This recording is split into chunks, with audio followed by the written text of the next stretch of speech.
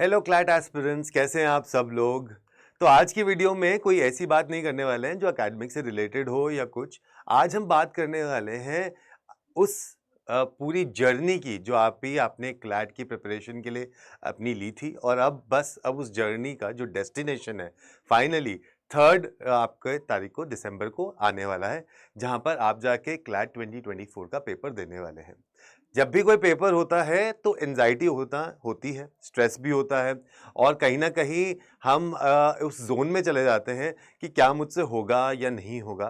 तो इस चीज पे हमेशा ये याद रखना चाहिए, कहीं पर मैंने पढ़ा था कि जो जर्नी है that's always you know it's more beautiful than the destination, right. तो जब आपने अपनी पूरी जर्नी को एंजॉय किया है, अगर आपने पढ़ाई करी है, तो आपको कहीं ना कहीं उसका जो रिजल्ट है वो देखने को जरूर मिलेगा।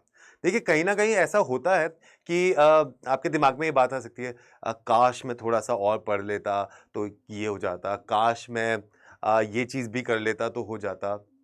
अब तो वो नहीं हुआ, लेकिन अब जो हमने कर रखा है उस चीज को हमको कैसे मैक्सिमाइज करना है वो ज्यादा जरूरी है। और ये देखना आपके लिए भी इंपॉर्टेंट है कि किस तरीके से आप अपनी जो एक्वायर्ड नॉलेज है उसको आप यूज कर सकते हैं, राइट। सो आज के सेशन में हम थोड़ी सी यही बात करेंगे, और towards the end of the session आपको कैसा लगा आप बताइएगा। तो सेशन के एंड तक जरूर बने रहिए, क्योंकि आपको मैंने हमेशा बोला है कि मैं आपके साथ हूं इस पूरी जर्नी में, तो इसलिए बिल्कुल भी घबराने वाली बात आपकी इसमें नहीं होनी चाहिए। तो यहाँ पर मैं आपको एक चीज बता देता हूँ कि क्लैट का जो पेपर है ये ऐसा पेपर नहीं है, क्योंकि अभी आप लोग अपना 12th का बोर्ड दोगे, और कुछ लोग अगर जो पिछले साल दे चुके हैं तो उन्हें पता होगा कि जब हम 12th का पेपर देते हैं या कोई भी स्कूल बेस्ड पेपर देते हैं, ये बात मैं हमेशा बोलता हूँ आपको, तो वो it's always different, it's always there is a set syllabus जो आपको पढ़ना होता है या आपको क्या करना है, वो सब चीज़ें आपको पता होती हैं ऑलरेडी से। लेकिन जब क्लैट का पेपर आप करते हो तो क्लैट के पेपर में you don't have that syllabus, prescribed syllabus नहीं है। अब जैसे करंट अफेयर्स की अगर हम बात करें, तो करंट अफेयर्स में आपको पता है ऑलरेडी कि इट्स लाइक एन ओशन, कुछ उसमें बहुत कुछ आ सकता है। तो और कितना भी आप पढ़ लो तो कहीं ना कहीं आपकी ये दिमाग में रहती है बात कि कमी रह ही जाती है। तो इस समय आपको ये नहीं सोचना है कि आपका क्या रह गया है, लेकिन आपको ये सोचना है कि जो आपने करा था उसका आप कैसे फायदा उठा सकते हैं और किससे अच्छे तरीके से उसको अप्लाई कर सकते हैं, है ना। तो वो आप चीज़ें इसको कर सकते हो। तो रिवीजन में आप आखिरी में जो आपने नोट्स बनाए थे वो आप कर सकते हो, plus you can also take care कि आपने जो जो चीज़ें करी थी उससे आप बस उसको सही से एक बारी रिवाइज कर लो, सही से अपने दिमाग में बिठा लो, सो दैट वो ज़्यादा टाइम तक आपके पास रहे और उसका फ़ायदा आपको मिल जाए। बहुत सारे बच्चे मॉक में आपके मार्क्स जब आते हैं तो मॉक के मार्क्स देख के आप थोड़े से डिमोटिवेट हो जाते हो, लेकिन आपको ये भी सोचना पड़ेगा कि जब मॉक्स बनाए जाते हैं तो मॉक्स ऑटोमेटिकली थोड़े से टफ बनाए जाते हैं एक्चुअल पेपर्स के कंपैरिजन में। लेकिन एक्चुअल पेपर में हर एक बच्चे के पास कुछ ना कुछ इतना देता है पेपर सेटर। पेपर सेटर भी ऐसा नहीं करेगा पेपर को कि बिल्कुल ही डिफिकल्ट बना दे कि कोई भी उसको कर ही ना पाए, तो फिर भाई एग्जाम लेने का फायदा क्या होगा, है ना। तो इसके लिए इट्स इज बेटर कि आप थोड़ा सा विश्वास रखें। एंड अगर आपने मॉक में एक मॉक में अच्छा किया है, एक मॉक में आपका थोड़ा सा ऊपर नीचे हो भी गया है, then I don't think so that there should be a problem, है ना। So that is what you need to understand.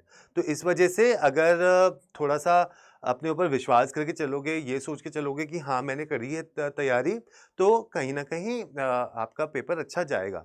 देखिए, पूरा का पूरा पेपर में तैयारी में कहीं ना कहीं ऊपर नीचे थोड़ा सा हो जाता है, that is not a problem. So mock में से डिमोटिवेट होने की जरूरत नहीं है। अपना पेपर दो अच्छे से और पेपर को अच्छा सा दे के आओ। अब अच्छा पेपर देने के लिए क्या होता है कि आपको अपना जो माइंड है, अपनी जो बॉडी है, उसको थोड़ा सा काम एंड कंपोज्ड मैनर में रखना पड़ता है, क्योंकि अगर आपने ऐसा नहीं किया तो कहीं ना कहीं आपको प्रॉब्लम हो जाती है। You require a fresh mind, you require a healthy body, frame of mind आपका बहुत कूल एंड काम होना चाहिए before the paper and during the paper also. So before the paper काम रखने के लिए have a good sound sleep, अच्छा खाना खाओ, थोड़ा सा हेल्दी फूड खाओ, अभी थोड़ा जंक फूड थोड़ा सा अवॉइड कर दो, ज़्यादा लोगों से अभी इंटरेक्शन मत करो, ज़्यादा बातें मत करो, सो दैट अननेसेसरी वो बर्डन नहीं आ जाए, क्योंकि कहीं ना कहीं सोसाइटल प्रेशर, पीयर प्रेशर हो जाता है जब आप ज़्यादा बातें करते हो, है ना, तो वो मत करो, तो that will really help you out. Also the night जो द प्रीवियस नाइट, जो बिल्कुल लास्ट नाइट होगी एग्जाम से पहले, दैट मीन्स सेकेंड जो नाइट होगा, उस टाइम पे अपने आप को बिल्कुल जितना शांत हो सकता है उतना रखो, क्योंकि इसमें ऐसा नहीं है पेपर में कि कोई सिलेबस आपको रट के जाना है और बस वही जाके उसमें से क्वेश्चन आ जाएंगे, ऐसा बिल्कुल भी नहीं होगा। तो अपना हो सके तो सेकेंड की नाइट में जस्ट रिलैक्स योर सेल्फ, और थर्ड की मॉर्निंग में उठो, जो do your house hold chores, जो डेली रूटीन के आपके काम है वो करो। Just don't indulge into last minutes, कोई आप इधर जाके कुछ चीज़ कर रहे हो, उधर कर, nothing of that sort, because कोई सब्जेक्टिव नहीं है, ऑब्जेक्टिव पेपर है। अपना जाओ, पेपर दे, भगवान के पास जाके आशीर्वाद लो उनका, अपने बड़ों का आशीर्वाद लो, और वहाँ जाके पेपर पे टाइम से पहले पहुँच जाओ। ठीक है, बिल्कुल भी वहाँ पर बिल्कुल लेट पहुंचने की ज़रूरत नहीं है। बहुत सारे बच्चे भागते दौड़ते जब सेंटर पे पहुंचते हैं तो कहीं न कहीं उनको ऑलरेडी प्रॉब्लम हो जाती है, और फिर वो उनको पेपर में अननेसेसरी स्ट्रेस हो जाता है। तो अपना पहुंच जाओ वहाँ पे, अपने सारे डॉक्यूमेंट्स को पहली ही रात को एक फ़ोल्डर में लग के रख लो कि हाँ भई ये लेके जाना है मुझे, और अपना उसको रख के जस्ट रिलैक्स, है ना, and don't think too much about it. ज़्यादा भी सोचते हो ना, जब ओवरथिंकिंग हो जाती है तो भी आप लेथार्जिक हो जाते हो और आपका माइंड बहुत हेवी हो जाता है। उसको भी इतना ज़्यादा मत करो, and just believe in yourself. उसके बाद जब आप पेपर में पहुंच जाओ और वहाँ पर एग्ज़ाम सेंटर पे पहुंच जाओ और पेपर को देना स्टार्ट कर दो, तो एक थोड़ा सा पहले पेपर के 1-2 मिनट स्टार्टिंग के उसको ग्लांस मार लो, पूरे के पूरे पेपर को देख लो कि किस तरीके का पेपर है, सब कुछ है या नहीं है उसके अंदर, और उससे पता भी चल जाता है थोड़ा सा कर्सरी लुक देखकर कि कौन सा सेक्शन क्या है, किस तरीके के क्वेश्चंस आए हुए हैं, क्या ये मैं क्वेश्चंस पहले कर सकता हूँ या नहीं। तो एक वो बन जाता है, एक स्ट्रैटेजी आपके दिमाग में ऑलरेडी आपने बना ली होगी कि ओके ये सेक्शन मुझे पहले करना है, ये सेक्शन मुझे पहले करना है। Stick to that, do not try to take some chances on the very day exam hall में जाके, ऐसा कुछ मत करना, और डेफिनेटली आपका पेपर अच्छा होगा। अब क्या होता है, जब आप पेपर दे रहे होते हो, तो कहीं न कहीं बीच-बीच में जो है ना, यू टेक सम ब्रेक्स और आप इधर-उधर देखते हो। तो जब एग्ज़ाम सेंटर के अंदर होते हैं तो उसका माहौल ऑटोमैटिकली जो है ना बहुत ज़्यादा स्ट्रेसफुल होता ही है, जो आपको मेंटल टेंशन्स ही देता है। आपके आस-पास सब लोग दे रहे हैं, कुछ लोग अपने पेन से ऐसे-ऐसे करके खेल रहे हैं, कुछ लोग अपने पैर हिला रहे हैं, and then there is a very stressful सा माहौल बन जाता है एकदम से।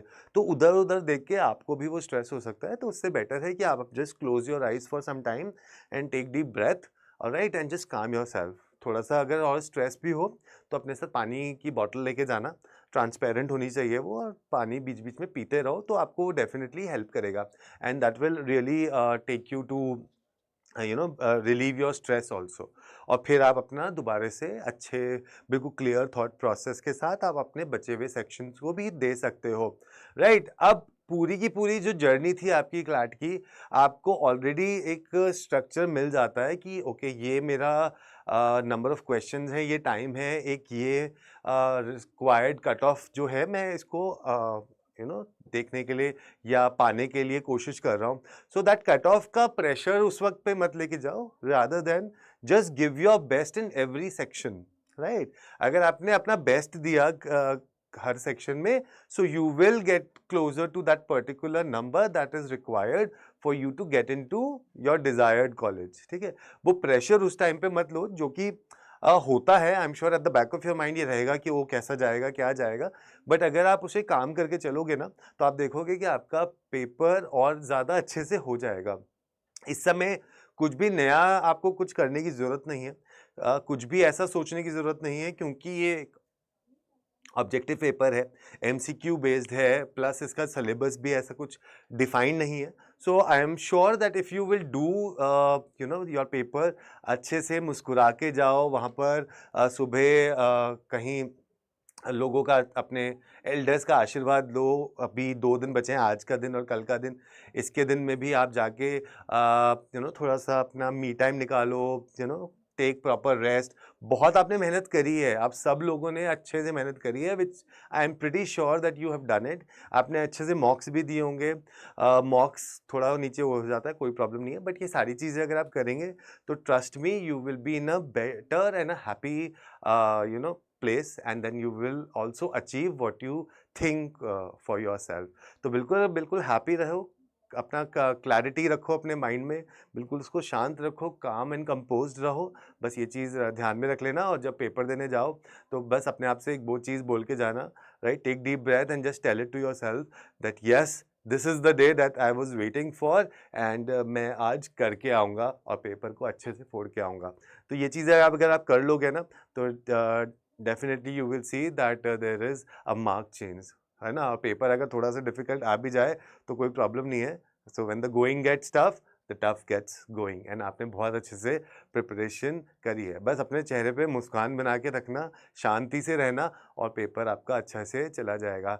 मेरी all wishes are with all the CLAT aspirants. जो लोग अभी क्लैट का पेपर देने वाले हैं 3 तारीख को, अच्छे से दे के आओ, and we will be waiting for you, I will be waiting for you, alright, with all my heart, and then we'll see how did the paper go. All right, so just keep yourself calm and be happy, and all the very best. Do well. Take care. Bye bye.